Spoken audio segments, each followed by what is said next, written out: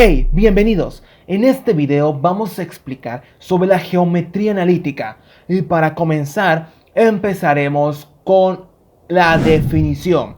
Y esto es, la geometría analítica estudia las líneas y figuras geométricas mediante la aplicación de técnicas básicas de álgebra y análisis matemático en un determinado sistema de coordenadas. Es una rama de las matemáticas que analiza un detalle de todos los datos de las figuras geométricas, es decir, el volumen, los ángulos, el área, los puntos de intersección, sus distancias, entre otros. La geometría estudia las figuras geométricas y obtiene sus ecuaciones básicas. La característica fundamental de la geometría analítica es que permite la representación de las figuras geométricas a través de las fórmulas. Por ejemplo, las circunferencias son representadas por ecuaciones polinómicas de segundo grado, mientras que las rectas son expresadas con ecuaciones polinómicas de primer grado. La geometría analítica surge en el siglo XVII por la necesidad de dar respuestas a problemas que hasta el momento no tenían solución.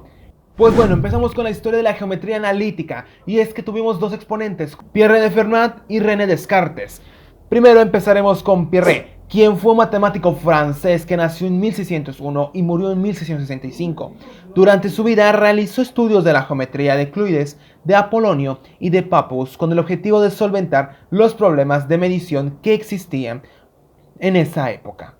Posteriormente, estos estudios desencadenaron la creación de la geometría. Los mismos terminaron siendo expresados en su libro Introducción a los lugares planos y sólidos. Tenemos a René Descartes, también conocido como Cartesius. Fue un matemático, físico y filósofo que nació el 31 de marzo de 1596 en Francia y murió en el año de 1650. René Descartes publicó en 1637 su libro Discurso sobre el método de conducir rectamente la razón y buscar la verdad de las ciencias, mejor conocido como el método. Y desde ahí se introdujo el término geometría analítica al mundo. Uno de sus apéndices era la geometría. Tenemos algunos elementos que son fundamentales y es el sistema de coordenadas cartesianas, que ese sistema se denomina en honor a René Descartes. No fue el quien lo nombró ni quien completó el sistema de coordenadas cartesianas, pero sí fue quien habló de las coordenadas con números positivos, permitiendo que futuros estudiosos lo completaran. Este sistema está compuesto por el sistema de coordenadas rectangulares y el sistema de coordenadas polares. La recta horizontal del eje de las X o el eje de las abscisas. La recta vertical sería el eje de las Y o el eje de las ordenadas. Por supuesto, también tenemos lo que son las parábolas, que es el lugar geométrico de los puntos del plano que equidistan de un punto fijo, foco, y de una recta fija, directriz. Entonces, la directriz y el foco son los que definen la parábola. La parábola puede ser obtenida como sección de una superficie cónica de revolución por un plano paralelo a una generatriz. Elipse. Se denomina elipse a la curva cerrada que se describe como un punto al moverse en un plano de manera tal que la suma de sus distancias a dos puntos fijos, llamados focos, es constante. Hipérbola. Se denomina hipérbola la curva definida como el lugar geométrico de los puntos del plano, para los cuales la diferencia entre las distancias de dos puntos fijos, focos, es constante. La hipérbola tiene un eje de simetría que pasa por los focos, denominado eje focal. También tiene otro que es la mediatriz del segmento, que tiene los puntos fijos por extremos. Una de sus aplicaciones que pueden ocuparse en la vida diaria es que existen variadas, puesto que, por ejemplo, tenemos que encontrar la parábola, uno de los elementos fundamentales de la geometría analítica, en muchas de las herramientas que se utilizan cotidianamente en la actualidad. Algunas de estas herramientas son las siguientes: la antena parabólica. Las antenas parabólicas cuentan con un reflector generado como consecuencia de una parábola que gira sobre el eje de dicha antena. La superficie que se genera como resultado de esta acción lleva por nombre paraboloide. Ahora, comencemos con lo interesante, con lo práctico. En estos precisos momentos, mi compañero Iván les mostrará dos ejemplos en la forma en cómo podemos aplicar esta geometría analítica. Muchas gracias.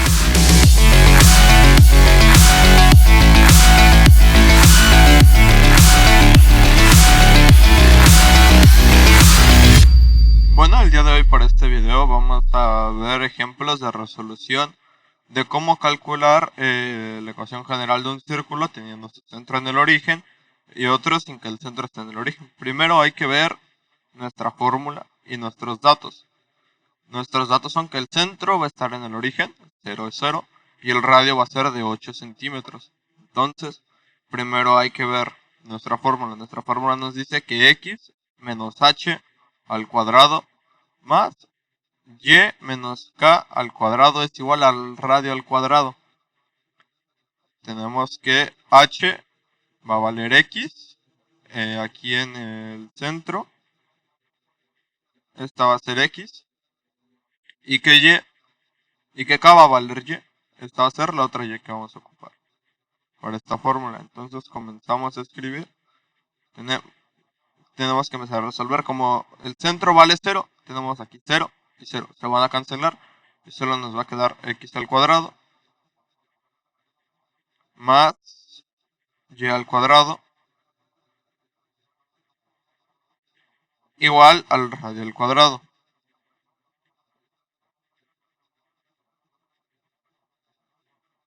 Entonces, esta es la primera parte de la ecuación. Ahora lo único que nos falta hacer es despejar esta parte, poner el cuadrado de 8 y vamos a empezar a escribir acá. Tenemos que va a ser x al cuadrado más y al cuadrado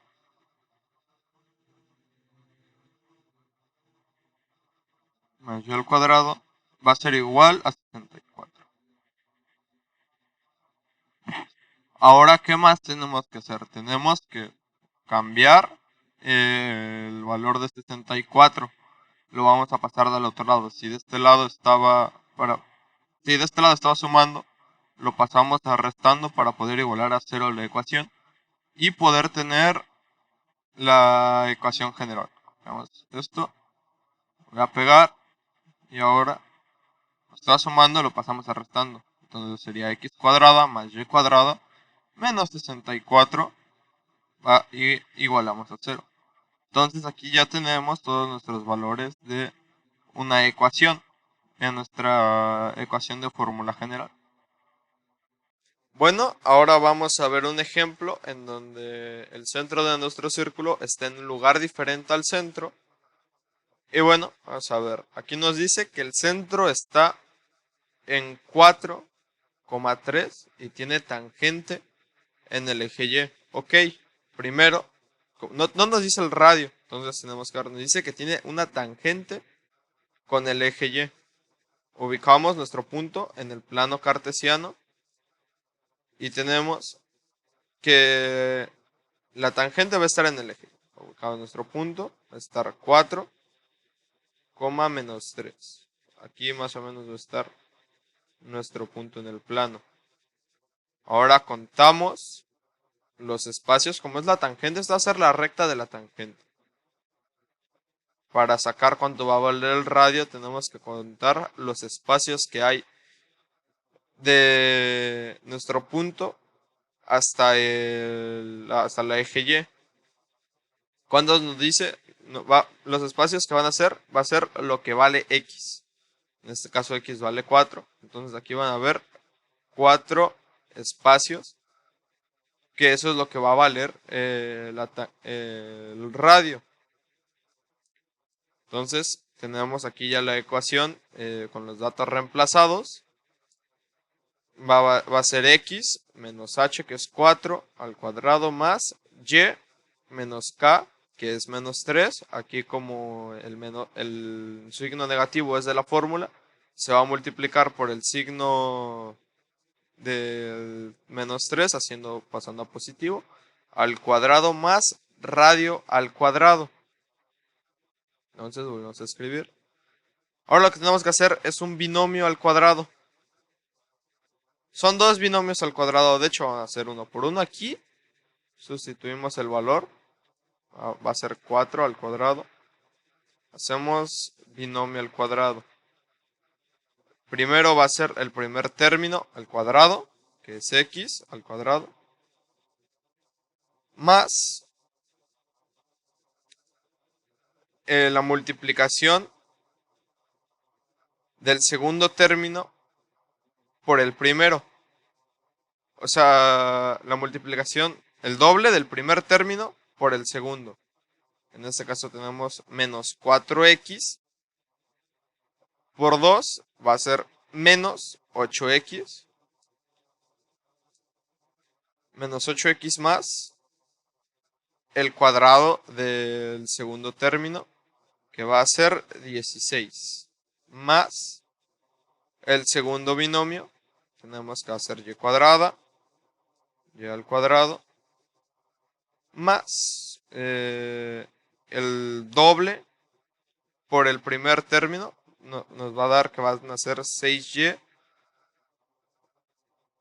y más el cuadrado del primero, que va a ser 9. Esto va a ser igual al cuadrado de esto, que va a ser 16. Ahora lo que tenemos que hacer es es agrupar los términos. Entonces tenemos que ir agrupando los términos. Primero van a ir términos cuadráticos, después van a ir términos que tengan una literal y hasta el último van a ir números enteros que no lleven literales. Entonces primero agrupamos, aquí va a ir x al cuadrado más y cuadrada más y cuadrada más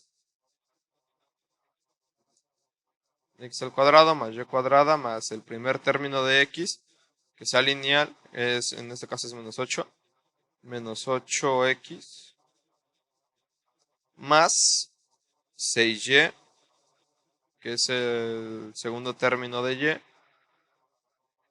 más 16 más 9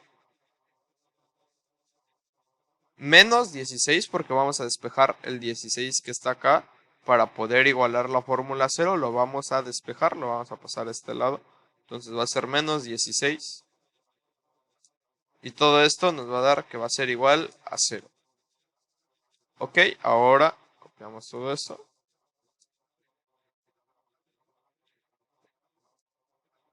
Y lo único que nos falta hacer es resolver la ecuación por términos semejantes. Lo único que podemos resolver en este caso son estos términos. Porque son los únicos que son semejantes entre sí. Entonces, se hace fácil. Podemos hacer esto. Como tenemos dos términos con 16, se van a cancelar. Se van a cancelar esos términos. Este 16 y este 16 se van a cancelar. Y nada más nos van a quedar 9 más 9. Quitamos este y quitamos este. A borrar esto, que es un poquito feo. Y esta sería la ecuación general de esta circunferencia, donde el centro está en 4 menos 3 y su tangente está en y. Este va a ser el término A, término B, término C. Estos van a ser el término A. Estos van a ser el término B. Y este que quedó va a ser el término C. Y bueno, así es como se resolverían estos ejercicios. No son muy difíciles. Con práctica se puede alcanzar todo esto. Y bueno, con esto concluimos con la resolución de ejercicios de problemas para hallar la ecuación general de un círculo de dos formas diferentes. Uno donde su centro está en el origen y otro donde el centro está en uno de los cuadrados del plano cartesiano, pero no del radio, en el primer sitio del radio. Son problemas realmente bastante sencillos. Es un tema igual bastante sencillo que se apoya de un tema que se ha visto con anterioridad, que en este caso es binomio al cuadrado. Y bueno, muchas gracias por ver el video y por estar aquí.